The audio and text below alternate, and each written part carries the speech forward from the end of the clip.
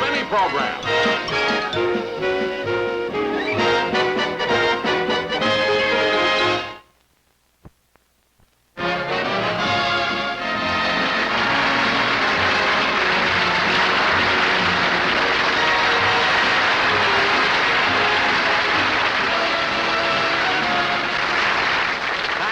Thank you very much, ladies and gentlemen, and welcome to the show. Now, I have a very interesting guest star for my program tonight, but before I bring him out, there's something that I'd like to do. You know, there's been a lot of publicity about how long the members of my staff have been associated with me, and it's true. For instance, my writers, producers, director, and my entire crew have been with me so many years that I just like to think of us as one big happy family. So here's what I'm going to do. Norman, would you put camera 1 on camera 3, please? Thank you. That fella there behind the camera, that's Charlie Summers. You see, and he's been with me for about 15 years. And incidentally, he just got married about 2 days ago. Yeah? Oh, Charlie, wave to the people. Go ahead, wave. Don't be. Wave to the people. Come down here. Come down here a minute, Charlie. Go ahead. Just got married. This is embarrassing. Why? Why should it be embarrassing? I mean, everybody gets married. No, I just wanted to wish you and your wife all the happiness in the world. I hope she's watching the show. Oh, she's in the audience. Oh, in the audience? Oh, I thought she was... Where? Right up there. Oh, maybe we can get her down here for a second. Oh, Mrs. Summers, would you come here, please?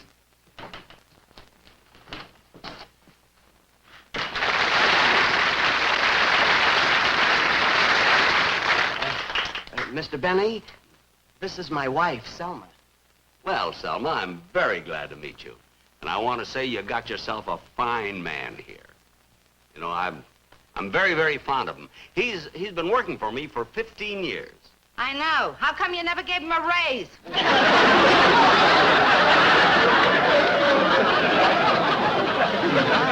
Please. Please, nothing. Let's be honest. You're married now. With what he's paying you had trouble living alone.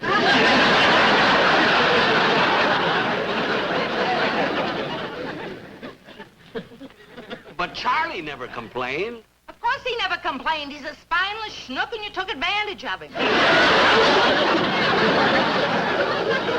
I took advantage of him?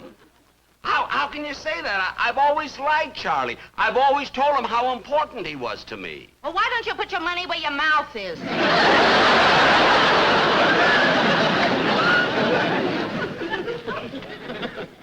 What?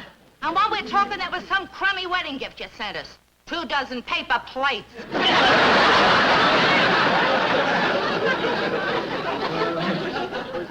Selma. This is a marriage, not a picnic.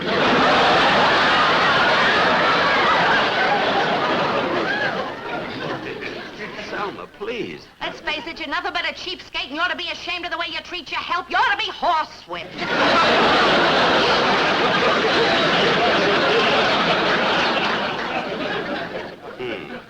Gee, I'm sorry this happened, Mr. Benny. But anyway, thanks for congratulating us. It's all right, Charlie. It's all right. Would you like to kiss the bride?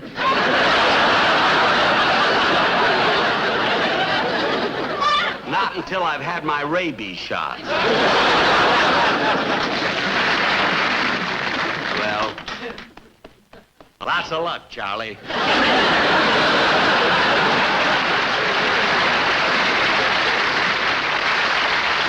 You know, that's the trouble with women. As soon as you get married, they want you to earn a decent salary. Now, ladies and gentlemen, to get on with the show, as I said before, tonight I have a very unusual guest. Oh, Don, would you bring out that photograph, please?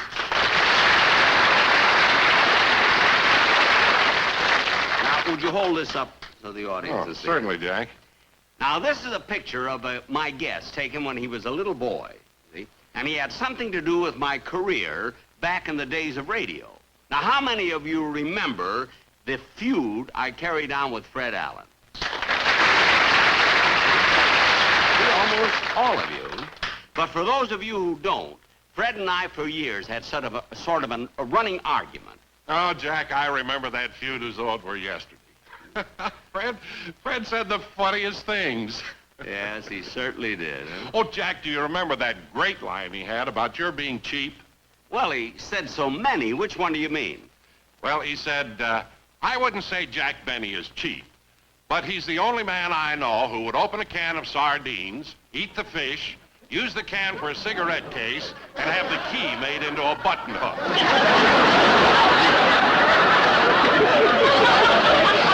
Fred sure said the funniest things. Fred Allen was a great wit. And our whole feud started because of this 10-year-old boy. You see, what happened was one Sunday night, I played the B on my violin. And the following Wednesday, Fred said he could get a 10-year-old kid to play it better than I did. So he had this little boy here as a guest to prove it. And I must say, this boy played it beautifully. Thank you. Thank you, Doctor. Of course, since then, this boy has grown up and become a concert violinist. As a matter of fact, he won first prize in the Paganini International Violin Competition, and he's here tonight as my guest, Mr. Stuart Cannon.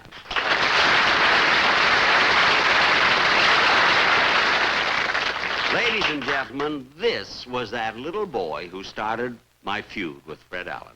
Well, Stuart, I must say you've certainly changed. Well, after all, Jack, that picture was taken 28 years ago. You know, Stuart, I'll have to admit, when you were on Fred's show that time, you played the violin better than I did. Tell me, were you a little worried about it at the time? I sure was. I'd only had 3 lessons. Well, at 10 years of age, I guess you learn fast. Being so young at the time, Stuart, you do remember that started the feud I had with Fred Allen. Yes, but Fred didn't always say insulting things about you. I remember once he said something very nice about you. Nice? Yes, he said for a man of your wealth, you were really very modest. Modest? Fred said that about me? Yes, he said you could be in a cocktail lounge with Jack Benny all night, and you'd never know he had a quarter. Well, that's the nicest thing that anyone ever said about me, I think. Anyway, ladies and gentlemen, getting back to our guest, Stuart Cannon continued his musical studies, and today he is not only a concert artist, but he's professor of violin at Oberlin College Conservatory of Music. Now, Stuart, what are you going to play for us today? I'm going to play La Vida Breve by Manuel de Falla. Oh, yes, Defy. Yes, I've played that several times.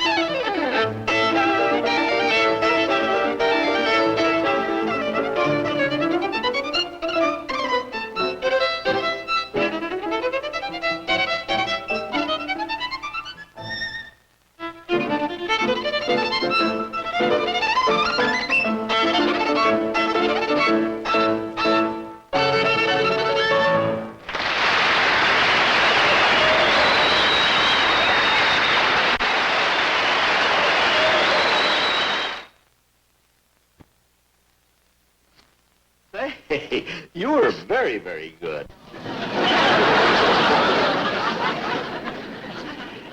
Now, Stuart, how about... Oh, by the way, what is this instrument? This is a Stradivarius, Jack. Certainly. Made in 1699. Yeah, looks like I have a Strad, too, you know. It was made in 1724. In fact, both of our instruments were made during what they call his golden years. Jack, do you think our audience knows what we're talking about?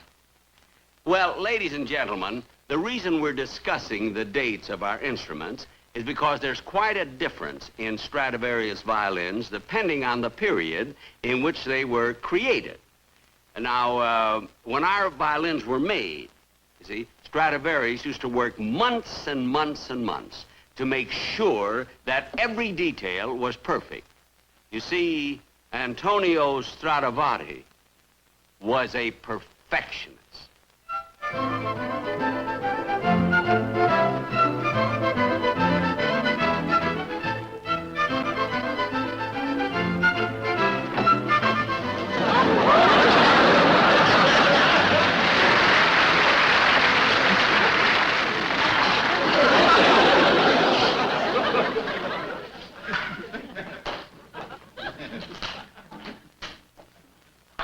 Hey, Mama, I'm hungry. Un momento. Shh, Papa's working.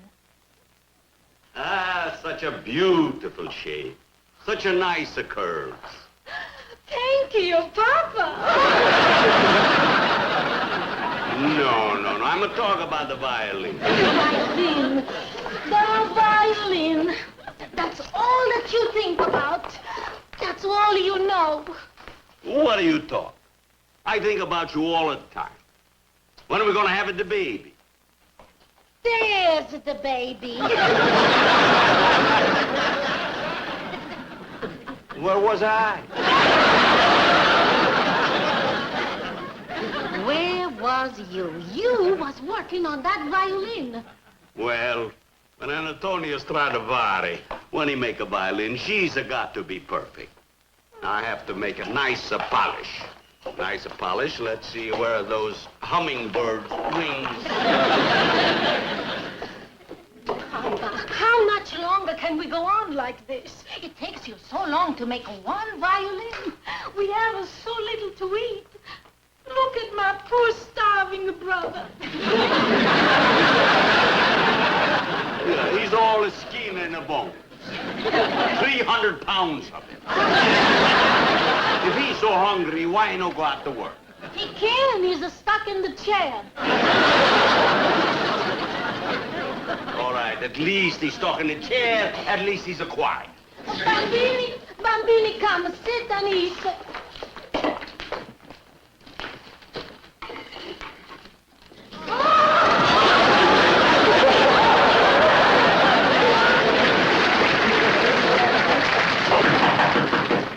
I answer, Mama. My dear customer. Antonio Stradivari? That's right. The little old violin maker. Me. I ordered a violin 9 months ago. Rondelli, that's my name. Ronde. Oh, come in. Sure. I got you violin. This Right there. Yeah. Oh. What do you look? I'm looking for see if your name is in. It's in. Oh, yeah, I see. Oh, beautiful. It's 200 lira. Yeah, molto bien. You know, it's worthwhile to wait for a violin with the name Stradivari. Yeah. Oh, Grazie. Grazie. Grazie. Oh, you do beautiful. Grazie. Bless you, bless Yeah, you. grazie, bless you. Grazie. Here, Mama. 200 lira. Big good deal. In the month, 200 lira. You gotta work a faster. But if I work faster, I don't make a good violin. But all they want is your name. Now look, you make it a violin, I make it a violin. You put your name Stradivari on both of them. They never know the difference. You got a good idea, but a lousy accent. Good idea. Come on, fast. We make a bet.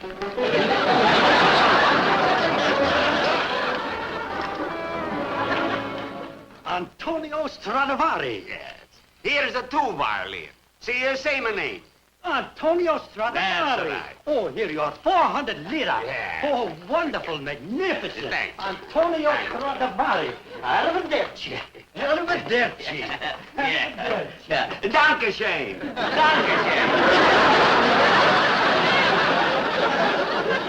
You see, Antonio, he got no big difference. He only looking for my name. But, Papa, I'm no like. I'm ashamed. Why? Why you ashamed? I got feelings. I was so proud when I walked down the street and people point to me and say, that poor fat slob has a husband that makes a wonderful violin. But what's the difference? We make a two violins, we make a 400 lira. That's all right, Antonio, but we got to work faster. Faster? How much faster? How fast can you write your name? I know what you mean.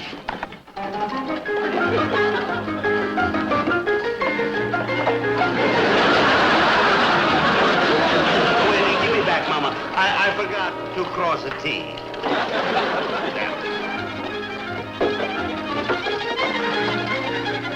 So fast, but we can make it faster. Come on, faster. Faster, we make it faster.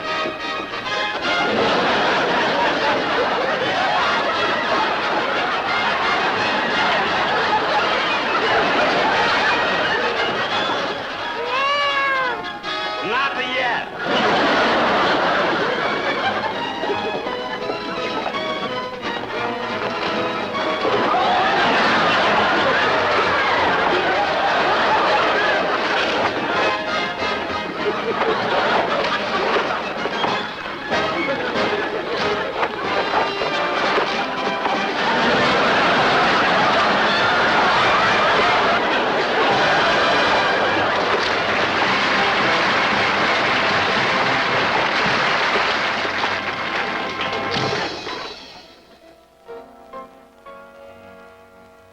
You and your big fat mouth.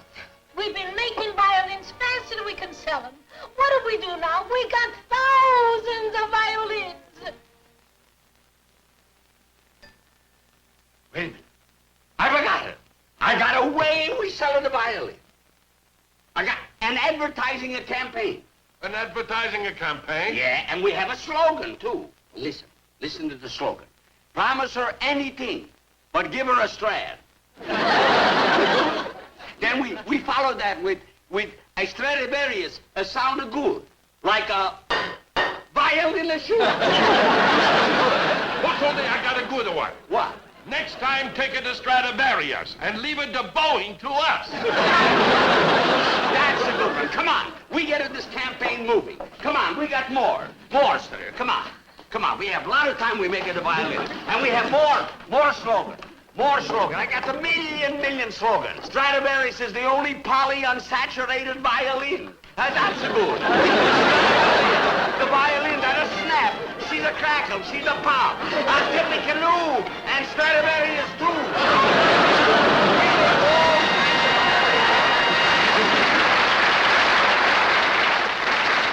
Well, you see, ladies and gentlemen, all the violins made by Stradivarius were not alike.